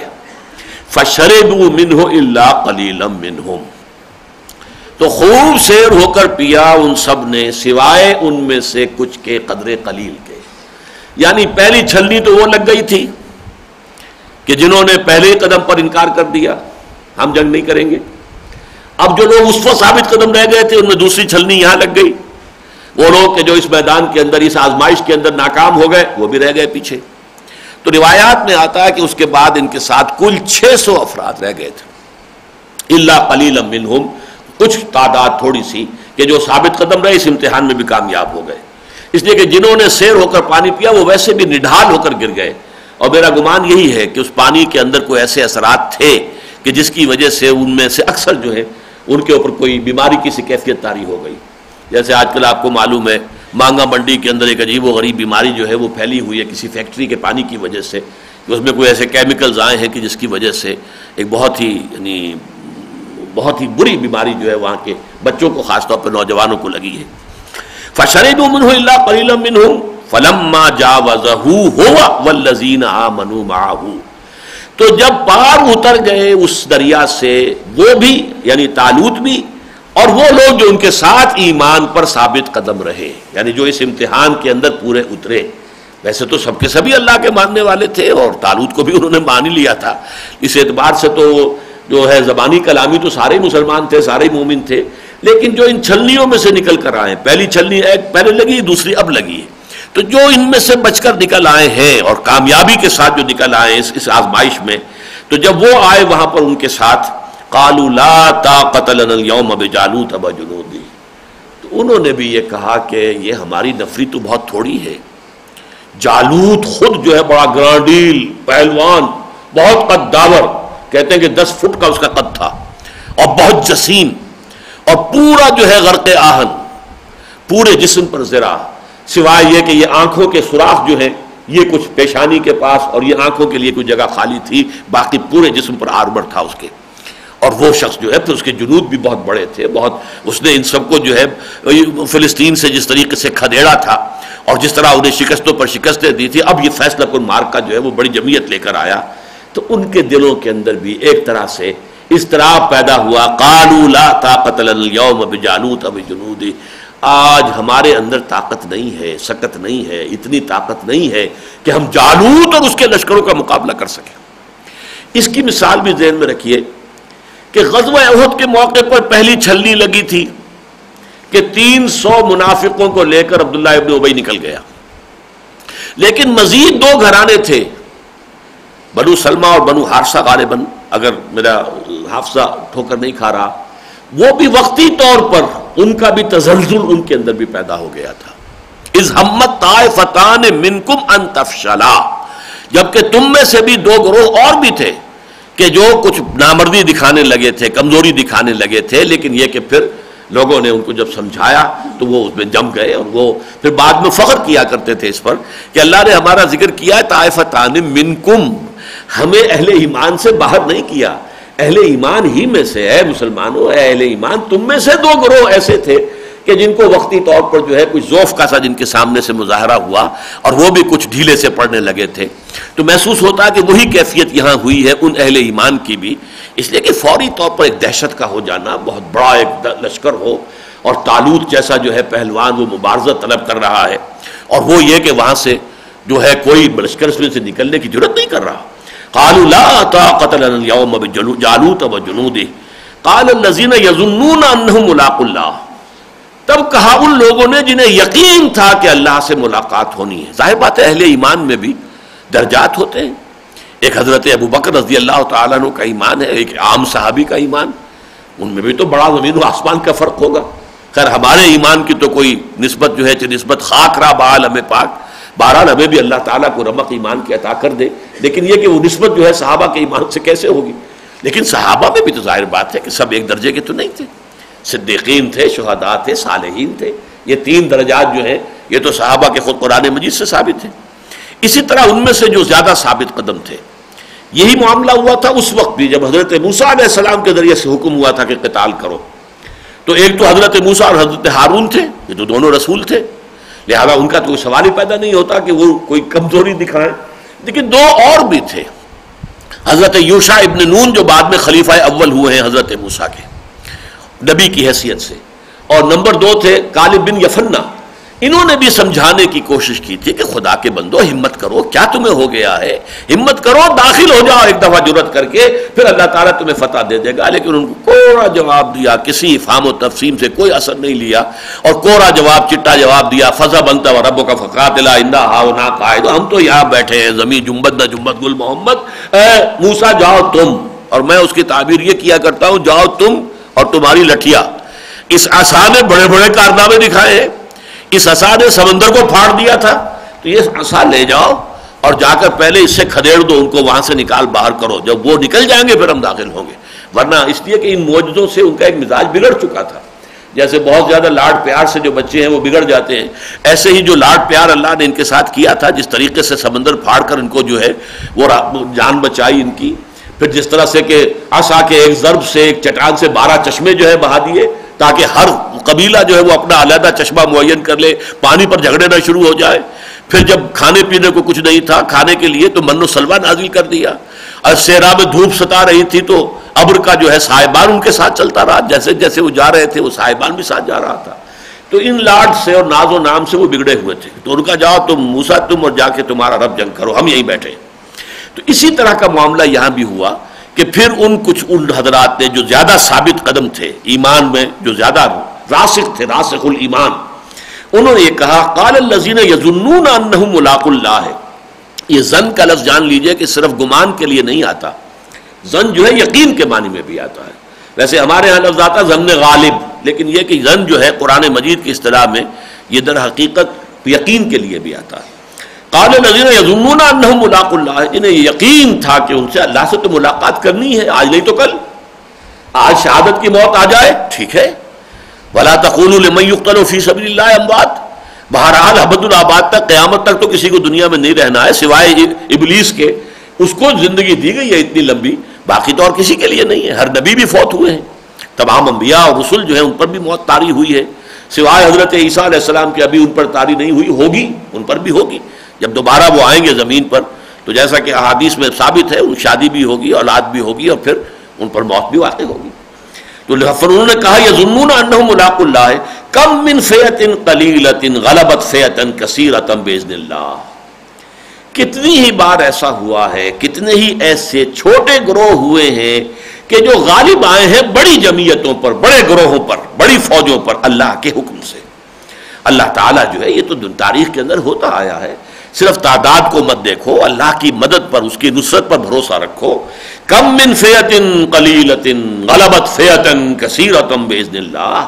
کتنے ہی ایسے چھوٹے گروہ، چھوٹے لشکر، چھوٹی فوجیں ہوئی ہیں تاریخ کے دوران کہ جو بڑی بڑی فوجوں پر، بڑے گروہوں پر، بڑی جمعیتوں کے اوپر غالب آئے ہیں. واللہ مع الصابرین، اور یقیناً اللہ تعالیٰ جو ہے وہ صبر کرنے والوں کے ساتھ ہے. اس معیت سے مراد کیا ہے؟ معیت نصرت و تائید، اللہ کی نصرت، اللہ کی تائید. اور یہ تو جیسا کہ سورہ بقرہ میں بھی ہم پڑھ چکے ہیں، جو شروع ہی میں جب 19واں رکوع شروع ہوا ہے، جہاں سے کہ یہ نصف آخر شروع ہوتا ہے.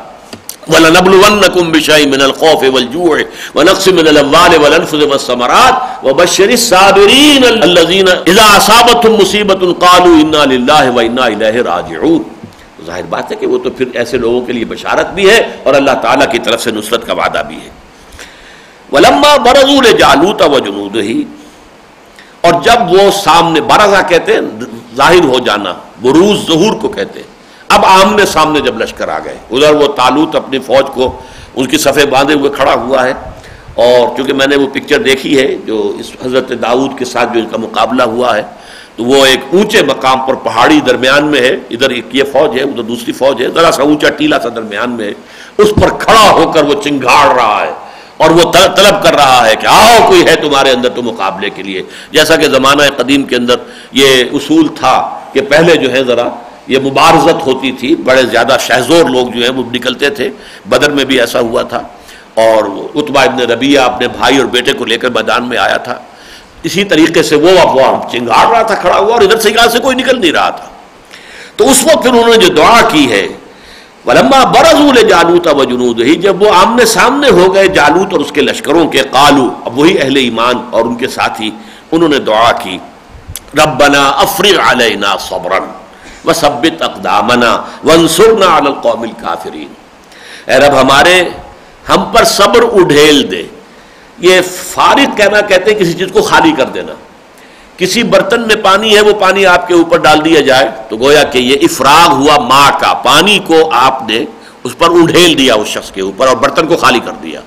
تو اے اللہ اپنے صبر کے برتن کو ہم پر اڈھیل دے، صبر اتنا کہ ہم صبر کے اندر نہا جائیں. وہ صبر جو ہے ہماری پوری شخصیت کو، ہمارے پورے کردار کو احاطے میں لے لے. ربنا افرغ علینا صبرا، ہم پر صبر اڈھیل دے، وثبت اقدامنا، اور ہمارے قدم جما دے، وانصرنا علی القوم الکافرین، اور ہماری مدد فرما ان کافروں کی قوم کے مقابلے میں.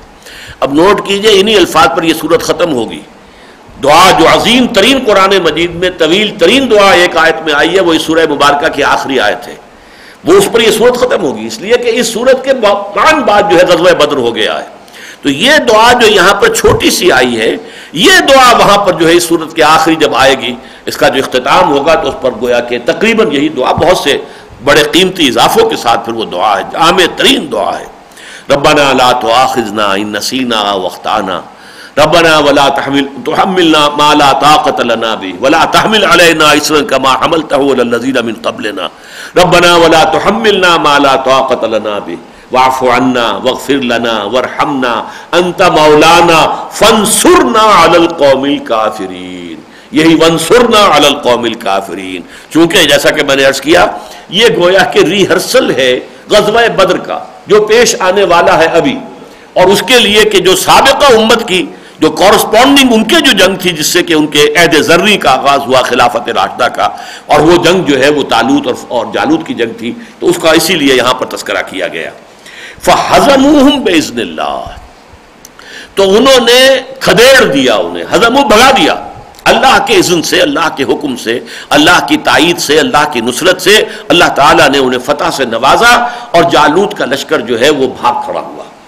وَقَتَلَ دَاوُودُ جَالُوتَ، اور داؤد نے جالوت کو قتل کر دیا۔ اب یہاں تھوڑا سا میں تعارف کرا دوں، یہ ایک شخص کے 6-7 بیٹے تھے، ان میں سب سے چھوٹے کم عمر حضرت داؤد تھے، باقی سارے بیٹے جو ہیں وہ سپاہی تھے، فوجی تھے، جوان اچھے، یہ قد بھی ان کا مختصر تھا، کمزور بھی تھے، اور یہ صرف گڈریے کا کام کرتے تھے۔ اس پکچر میں یہ واقعہ دکھایا گیا، تورات میں ہوگا کہ وہ نبی جو ہے سموئیل علیہ السلام وہ آئے، ان کا تم مجھے اپنے بیٹے دکھاؤ، تو انہوں نے وہ جو فوجی بیٹے تھے وہ دکھائے، کہنے لگی کوئی اور، کہ ہاں ایک اور ہے ذرا، وہ تو صرف یہ کہ گڈریے کا کام کرتا ہے، بھیڑیں بکریاں پالتا، کہ لاؤ اس کو لاؤ، تو اس کو بھی دکھا کہ یہ ہے اصل کہ جو بڑا کارنامہ سر انجام دے گا۔ اب یہ چونکہ گڈریے تھے تو ان کا ہتھیار تھا گوپیا، یعنی جب یہ بھیڑوں بکریوں کے اپنے گلے لے کر جاتے تھے، اگر کوئی بھیڑیا آگے آئے تو وہ گوپیے سے مارتے تھے اس کو، اس میں پتھر رکھ کر اور اس کو چکر دے کر، اور اس سے وہ پتھر جو نکلتا تھا تو اس بھیڑیے کے سر میں لگے اور اس کا بھیجا نکال دے۔ تو یہ اتفاق سے آئے ہیں، یعنی ان کی تاریخ یہ ہے کہ یہ لشکر میں شامل ہی نہیں تھے، وہ تو جس وقت یہ مقابلہ ہو رہا تھا اور وہ کھڑے ہوئے تھے، ادھر وہ جالوت للکار رہا ہے، ادھر سے کسی میں ہمت نہیں ہو رہی نکلنے کی، اچانک یہ پہنچ گئے، انہوں نے پوچھا کیا ماجرا، انہیں بتایا گیا کہ یہ صورت ہے، اچھا تو اس نامختون کو میں واصل جہنم کروں گا۔ یہ نامختون جو ہے یہ یہودیوں کے نزدیک سب سے بڑی گالی ہے، اس لیے کہ سنت ابراہیم ہے ختنہ، اور یہودیوں کی علامت ہی یہ تھی، ان کی خاص ان کے شعائر میں سے کہ ختنہ ان کے ہاں ہوتی تھی، اور یہ جو کفار مشرکین آس پاس کے لوگ تھے ان کے ہاں ختنہ نہیں تھی، تو گویا کہ یہی پہچان تھی نامختون، گویا کہ کافر، جیسے کہ ہمارے ہاں پٹھانوں میں سب سے بڑی گالی ہوتی ہے بغیرت، بس بغیرت جس کو کہہ دیا گویا کہ وہ سارا جو بھی کچھ کہہ سکتے ہیں اس کے بارے میں مخالفت میں وہ بات کہہ دی، اسی طریقے سے نامختون ہے۔ انہوں نے کہا کہ میں تو اپنے اس گوپیے سے شیروں کے جبڑے توڑ دیا کرتا ہوں، اس نامختون کو میں واصل جہنم کروں گا۔ تو انہوں نے وہ آگے نکلا، وہ ہنسا، یہ کون آیا ہے گوپیا لیے ہوئے، اپنے تھیلے میں ہاتھ ڈالا، پتھر رکھا گوپیے میں اور اسے چکر دے کر جس طریقے سے اب اللہ تعالیٰ نے انہیں یہ مہارت دی تھی، نشانہ تھا، این اس کی پیشانی میں جہاں وہ آنکھوں کے لیے سوراخ تھا وہاں جا کر وہ پتھر لگا اور گھس گیا اس کے بھیجے کے اندر، اور وہ مردہ ہو کر گر گیا، اور اس کے بعد انہوں نے پھر اس کی گردن بھی اتاری۔ اب اس کا جو ہے رعب ایسا طاری ہوا ہے پھر اس کی فوج پر کہ ہمارے اس شہسوار کا اور شہزور کا اور پہلوان کا اس کا یہ حشر ہوا ہے، تو یہ پتہ نہیں ان کے پاس کون سی قوت ہے، کون سی تائید ہے خدا کی ان کے ساتھ، تو پھر وہ وہاں سے بھاگ گئے۔ تو یہ ہے حضرت داؤد کا معاملہ۔ وَقَتَلَ دَاوُودُ جَالُوتَ، اور داؤد نے قتل کر دیا جالوت کو، وَآتَاهُ اللَّهُ الْمُلْكَ وَالْحِكْمَةَ، اور پھر اللہ نے انہیں عطا فرمائی حکومت بھی عطا کی، اس لیے کہ طالوت پھر اتنے خوش ہوئے کہ اپنی بیٹی سے ان کی شادی کر دی۔ اگرچہ تورات میں پھر جو قصے ہیں خاصی اس میں خرافات بھی شامل ہیں، لیکن بہرحال یہ جو ہے بعد میں حضرت طالوت کے بعد پھر یہی جانشین ہوئے اور بادشاہ ہوئے، تو گویا کہ اللہ تعالیٰ نے انہیں حکومت بھی عطا کر دی اور وہ حکمت بھی عطا فرمائی، دانائی عطا فرمائی، اللہ تعالیٰ نے ان کو نبوت سے سرفراز فرمایا، وَعَلَّمَهُ مِمَّا يَشَاءُ، اور اسے تعلیم دی، علم دیا، جو بھی چاہا اللہ نے چاہا اسے علم دیا، علوم سے اللہ تعالیٰ نے اس کے سینے کو بھر دیا۔ وَلَوْلَا دَفْعُ اللَّهِ النَّاسَ بَعْضَهُمْ بِبَعْضٍ، اور اگر نہ ہوتا یہ کہ اللہ تعالیٰ بعض لوگوں کے ذریعے سے بعض کو دنیا سے دفع کرتا رہے، دور کرتا رہے، یعنی اللہ کی سنت ہے کہ اگر کہیں زمین میں زیادہ فساد مچتا ہے، کوئی تہذیب زیادہ متعفن ہو جاتی ہے، زیادہ گندی ہو جاتی ہے، پھر اللہ کسی اور قوم کے ذریعے سے اس کو تہس نہس کرا دیتا ہے، اور پھر یہ کہ ایک نیا یوں سمجھئے کہ جو فریش بلڈ آتا ہے، اور وہ عام طور پر یہی ہوتا ہے کہ وہ قوم کے جو زیادہ اس زمانے میں پسماندہ لوگ سمجھے جاتے ہیں وہ آتے ہیں کہ جو مہذب لوگوں کو ختم کرتے ہیں، مہذب جو ہوتے ہیں وہ کمزور ہو جاتے ہیں، اور ان کے اوپر پھر جو دوسرے لوگ ہوتے ہیں کہ جو ابھی اسی حضارت اور تہذیب اور تمدن سے ابھی آشنا نہیں ہوتے، وہ شہزور ہوتے ہیں، تو ان کے ہاتھوں پھر ان کو ختم کر کے تو پھر ایک نئی تہذیب آتی ہے، پھر جب وہ بھی گل سڑ جاتی ہے تو پھر کسی اور کے ذریعے سے ان کو ہٹا دیتا ہے۔ تو لولا دفع اللہ الناس بعضهم ببعض، یہی آیت سورہ حج میں بھی آئی ہے، لہدم صوامع وبیع وصلوات ومساجد یذکر فی اسماء اللہ کثیرا، کہ اللہ تعالیٰ اگر یہ دور نہ کرتا رہتا کچھ لوگوں کے ذریعے سے دوسروں کو، تو مسجدیں بھی اور صومعے بھی اور گرجے بھی اور جو خانقاہیں ہیں اور جو سینیگوگز ہیں اور یہ سب کے سب جو ہے ختم ہو جاتی دنیا میں، یہ مذہب جو ہے اس کا وجود ہی نہ رہتا۔ اللہ تعالیٰ گاہے گاہے صفائی کرتا رہتا ہے اپنی زمین کی، جیسے کہ آپ کہیں باغ کے اندر سے کچھ جھاڑ جکاڑ جمع کر کے پھر اسے آگ دکھا دیتے ہیں تاکہ وہ جل جائے کوڑا کرکٹ، اسی طریقے سے اللہ کی یہ سنت رہی ہے وقتاً فوقتاً، جو زیادہ ہی فاسد ہو جاتا ہے معاشرہ اور جو قوم جو ہے زیادہ ہی گندگیوں کے اندر ملوث ہو جاتی ہے ان کو کسی اور کے ذریعے سے ہٹا دیتا ہے۔ وَلَوْلَا دَفْعُ اللَّهِ النَّاسَ بَعْضُهُم بِبَعْضٍ لَفَسَدَتِ الْأَرْضُ، اگر ایسا نہ ہوتا زمین میں فساد بڑھ جاتا۔ وَلَٰكِنَّ اللَّهَ ذُو فَضْلٍ عَلَى الْعَالَمِينَ، لیکن یہ کہ اللہ تعالیٰ تو تمام جہان والوں کے لیے بہت فضل والا ہے۔ عالمین اگرچہ جمع ہے عالم کی، تمام جہانوں کے لیے فضل والا، وہ بھی ٹھیک ہے، لیکن مولانا حمید الدین فراہی نے جو اصول بیان کیے ہیں کہ بعض اوقات جو ظرف ہے اس کی جمع سے مراد مظروف کی جمع ہوتی ہے، یعنی اس عالم میں رہنے والے تمام انسان جو ہیں اللہ تعالیٰ ان کے لیے فضل کا رکھتا ہے، ان کے لیے بھلائی، ان کے لیے خوبی، ان کی خیر خواہی رکھتا ہے۔ تلک آیات اللہ نتلوہا علیک بالحق، یہ اللہ کی آیات ہیں جو اے نبی صلی اللہ علیہ وسلم ہم آپ کو سنا رہے ہیں۔ اب یہ گویا کہ حضرت جبرائیل کی زبان سے یہ الفاظ نکل رہے ہیں، تلک آیات اللہ نتلوہا علیک بالحق، اے نبی یہ اللہ کی آیات ہیں جو ہم آپ کو پڑھ کر سنا رہے ہیں۔ وَإِنَّكَ لَمِنَ الْمُرْسَلِينَ، اور یقیناً آپ اللہ کے رسولوں میں سے ہیں، اس میں کسی شک و شبہ کی گنجائش نہیں۔ تِلْكَ الرُّسُلُ فَضَّلْنَا بَعْضَهُمْ عَلَى بَعْضٍ، اور یہ جو رسول ہیں جو ہم بھیجتے رہے وقتاً فوقتاً، ہم نے ان میں سے بعض کو بعض پر فضیلت دی ہے۔ یہ ذرا ایک اہم مسئلہ ہے، نوٹ کر لیجئے کہ انبیاء کرام میں ظاہر بات ہے کہ درجے ہیں، مراتب ہیں، کوئی بہت بلند مرتبے والا ہے، افضل ہے، جو اس کے مقابلے میں رتبے میں کم ہے، اور یہی معاملہ صحابہ میں بھی ہے۔ صحابہ میں بھی فضیلت ہے جیسے کہ انبیاء کے اندر فضیلت ہے، اگرچہ حضور صلی اللہ علیہ وسلم نے منع کیا ہے ہمیں کہ مجھے فضیلت مت دو، اس لیے کہ وہ تو جو کہتے ہیں کہ اطران است کہ بے بویت، نہ کہ عطار بے گویت، اصل خوشبو تو وہ ہے جو خود اس کی بو سے، اس کی خوشبو سے معلوم ہو جائے کہ یہ عطر ہے، نہ یہ کہ عطار صاحب بیان کر رہے ہیں یہ بہت اعلیٰ جو ہے یہ عطر ہے، وہ تو عطر جو ہے سونگ کے پتہ چلے گا نا۔ تو جس کی جو فضیلت ہے وہ معلوم ہے، اس کو بیان کرنے کی ضرورت نہیں ہے کہ خام خواہ وہ ایک قومی سی بات بن جائے اور دوسری جو انبیاء اور رسولوں کے جو امتی ہیں وہ یہ سمجھے کہ یہ ہمارے اوپر در حقیقت اپنی فوقیت ثابت کرنے کے لیے یہ محمد کی افضلیت ثابت کر رہے ہیں۔ اس حکمت کی وجہ سے حضور نے فرمایا مجھے یونس ابن متہ پر بھی فضیلت مت دو۔ اب یونس ابن متہ علیہ الصلوۃ والسلام صرف وہ واحد رسول ہیں کہ جن سے ایک خطا ہوئی اور اس پر ان کو سزا ملی اس دنیا کے اندر، اور وہ مچھلی کے پیٹ میں رہے ہیں، لا الہ الا انت سبحانک انی کنت من الظالمین، یہ تسبیح ہے جس نے کہ پھر ان کو نجات ملی۔ حضور نے ان کا نام لیا، ان پر بھی مجھے فضیلت مت دو۔ لیکن ہمارے ہاں تو یہی ہے کہ نعتوں کے اندر بھی اور پھر وعظوں میں اور جو بھی ہے وہ فضیلت، جو چیز کے حضور نے جس سے روکا ہے اپنی جگہ فضیلت، اس میں کوئی شک نہیں، آپ افضل الانبیاء ہیں، افضل الرسل ہیں، لیکن یہ کہ بعض کو بعض پر کوئی جزوی فضیلت ہو سکتی ہے، جیسے صحابہ کرام میں ہے۔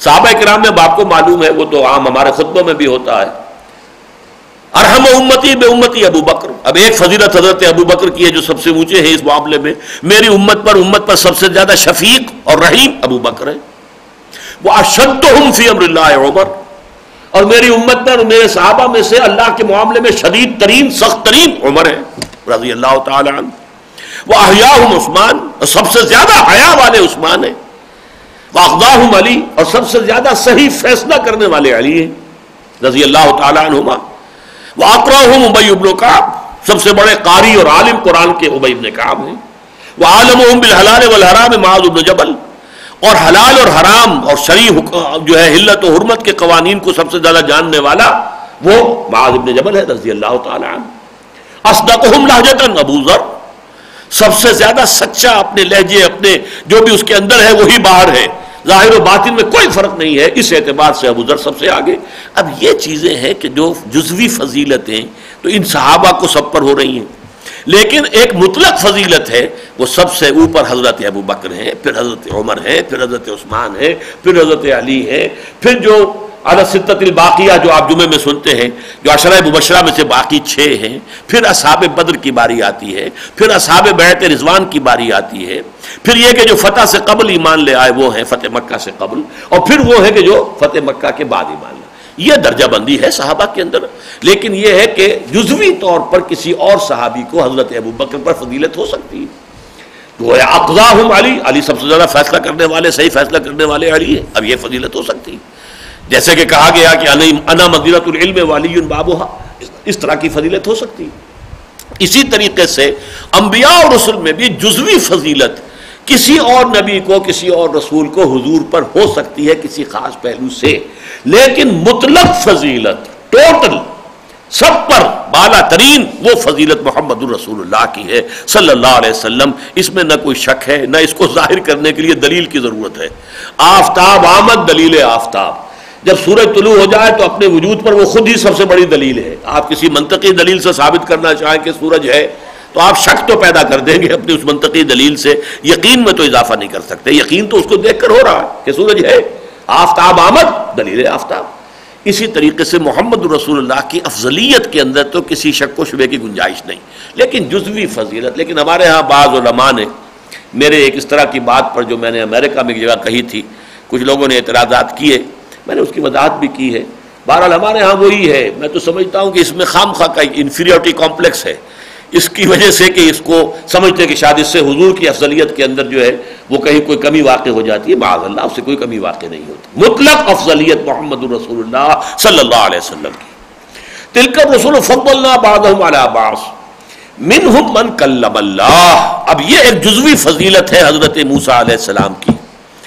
ظاہر بات ہے یہ جس طریقے سے کلام ہوا ہے اللہ تعالیٰ نے کیا حضرت موسیٰ سے اس دنیا میں رہتے ہوئے، اس جسد کے ساتھ اللہ کی بات براہ راست ہوئی ہے، سوائے یہ کہ اوٹ سے ہوئی ہے، من ورائے حجاب ہوئی ہے۔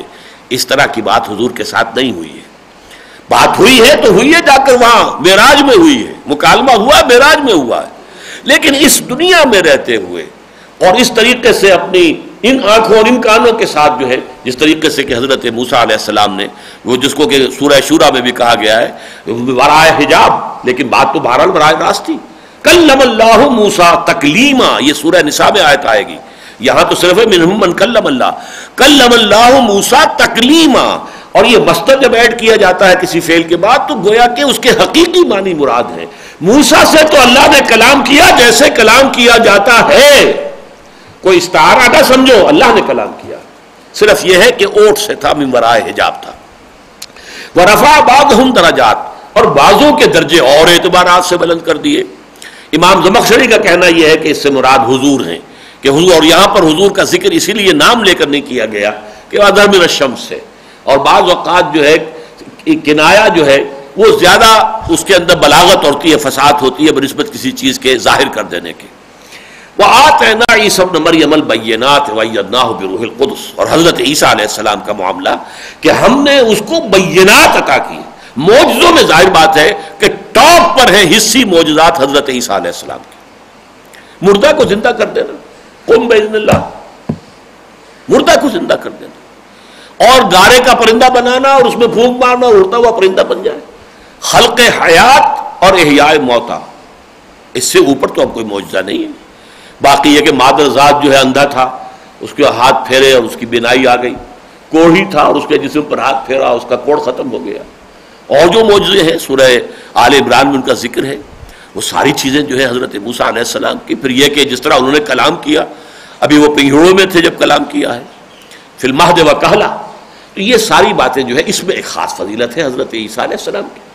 اس کے بعد حضرت موسیٰ آتے ہیں، انہیں بھی 9 معجزات دیے گئے، 2 تو ابتدائی میں دیے گئے ہیں کوہ طور پر جب رسالت سے سرفراز کیے گئے، تو ایک تو عصا کا معجزہ اور ایک وہ ید بیضا کا معجزہ۔ اس کے بعد 7 معجزات اور ہیں جو بھی دور گزرا ہے ان کا مصر کے اندر، اور جو کشاکش رہی ہے فرعون کے ساتھ اس دوران میں 7 نشانیاں اور آئیں۔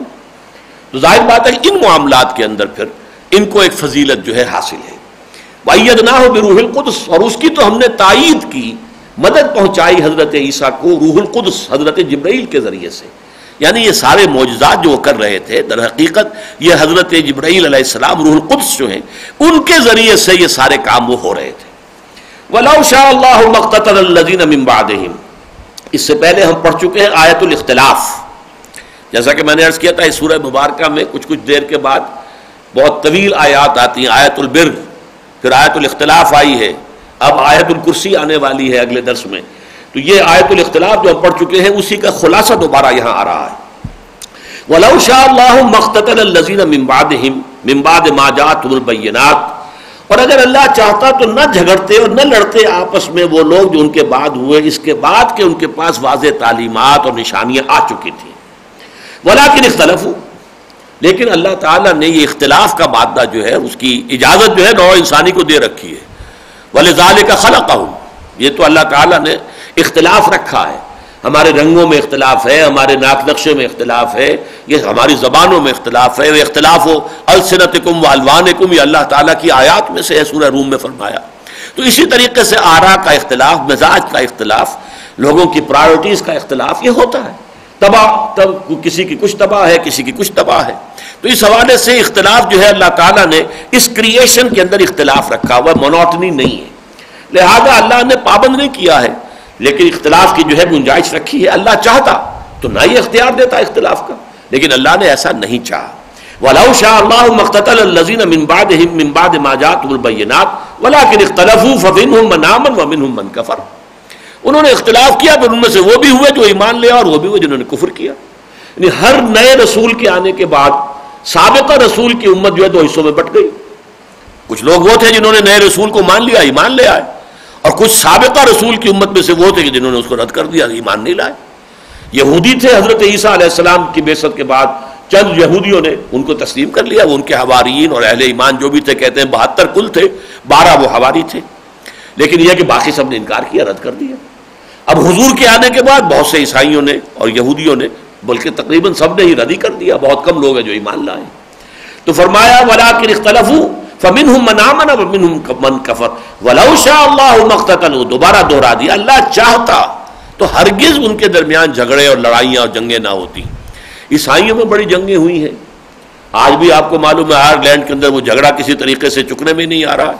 وہ فرقے وارانہ جھگڑا ہے، بدنام مسلمان دنیا میں ہے شیعہ سنی جھگڑے کی وجہ سے، لیکن خود آئرلینڈ میں جو کچھ ہو رہا ہے آج بھی ہو رہا ہے. اور جس قدر منظم ان کی جماعتیں ہیں، ان کی جو ہے وہ ملیشیاز ہیں، وہ سب کے سب سے دنیا کے سامنے. اور سب سے زیادہ خون ریزی جو ہوئی ہے، ایک خاصی ضخیم کتاب ایک صاحب نے لکھی تھی، بلڈ آن دی کراس، یعنی صلیب کے ماننے والوں میں جو جنگیں ہوئی ہیں جس طریقے کی، اور ان کے مختلف فرقوں میں، اس کی تو پوری انسانی تاریخ میں مثال نہیں ملتی. لیکن یہ بھی در حقیقت وَلَوْ شَاءَ اللَّهُ مَا اقْتَتَلُوا، یہ بھی گویا کہ ایک اشارہ کیا جا رہا ہے کہ اب وہی قتال اے مسلمانوں تمہیں درپیش ہوگا. جن لوگوں نے محمد کو مان لیا ہے اب انہیں تیار رہنا چاہیے کہ جنہوں نے انکار کیا ہے وہ اپنی پوری قوت کے ساتھ آئیں گے، حملہ آور ہوں گے. وَلَٰكِنَّ اللَّهَ يَفْعَلُ مَا يُرِيدُ، لیکن اللہ تعالیٰ تو وہی کرتا ہے جس کا وہ ارادہ فرما لیتا ہے. بارک اللہ لی ولکم فی القرآن العظیم ونفعنی وإیاکم بالآیات والذکر الحکیم.